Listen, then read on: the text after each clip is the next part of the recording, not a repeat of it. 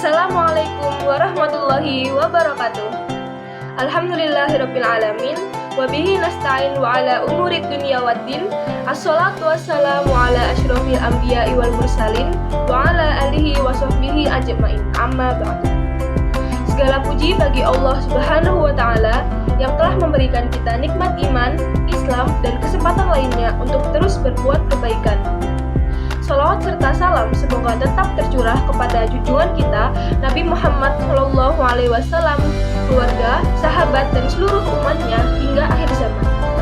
Sebelum itu, perkenalkan saya Andini Sabita Bilqis yang pada kesempatan kali ini saya akan menyampaikan kultum dengan tema menolong tanpa pamrih, bahagia tanpa batas. Nah, teman-teman semuanya, dalam kehidupan ini, setiap manusia pasti membutuhkan pertolongan. Tidak ada satupun di antara kita yang bisa hidup tanpa bantuan orang lain. Nah, karena itulah Islam mengajarkan kita untuk saling tolong-menolong dalam berbuat kebaikan. Allah Subhanahu wa taala juga berfirman dalam Al-Qur'an surah Al-Maidah ayat 2, "Dan tolong-menolonglah kamu dalam mengajarkan kebajikan dan takwa, dan jangan tolong-menolong dalam berbuat dosa dan permusuhan."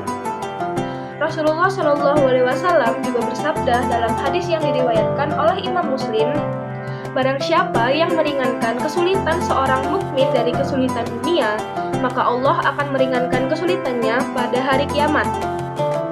Barang siapa yang memudahkan orang yang kesulitan, maka Allah akan memudahkannya di dunia dan di akhirat. Dan Allah akan selalu menolong hambanya selama hamba itu menolong saudaranya." Teman-teman semuanya, perhatikanlah janji Rasulullah SAW, Allah akan menolong hambanya selama hamba itu menolong saudaranya. Betapa indahnya jaminan ini, karena di saat kita membantu orang lain, sesungguhnya kita sedang menabung pertolongan dari Allah untuk diri kita sendiri. Namun yang terpenting adalah niat. Menolong tanpa pamrih bukan berarti membantu karena ingin dipuji, bukan karena ingin balasan, bukan karena juga ingin dianggap baik. Kita menolong semata-mata karena Allah Subhanahu wa taala. Rasulullah SAW juga bersabda dalam hadis lain, "Sebaik-baiknya manusia adalah yang paling bermanfaat bagi manusia lainnya." Hadis riwayat Tabrani. Ketika kita menolong orang dengan ikhlas, ada kebahagiaan yang berbeda. Hati terasa lapang dan jiwa terasa tenang. Itulah kebahagiaan tanpa batas. Kebahagiaan yang tidak tergantung dari materi, tetapi tumbuh dari ketulusan. Seringkali kita berpikir bahwa bahagia itu ketika kita menerima, padahal dalam banyak keadaan, justru memberi dan menolonglah yang menghadirkan kebahagiaan sejati. Senyum dari orang yang kita bantu, doa tulus dari mereka, dan ridho Allah Subhanahu wa taala adalah hadiah yang tak ternilai.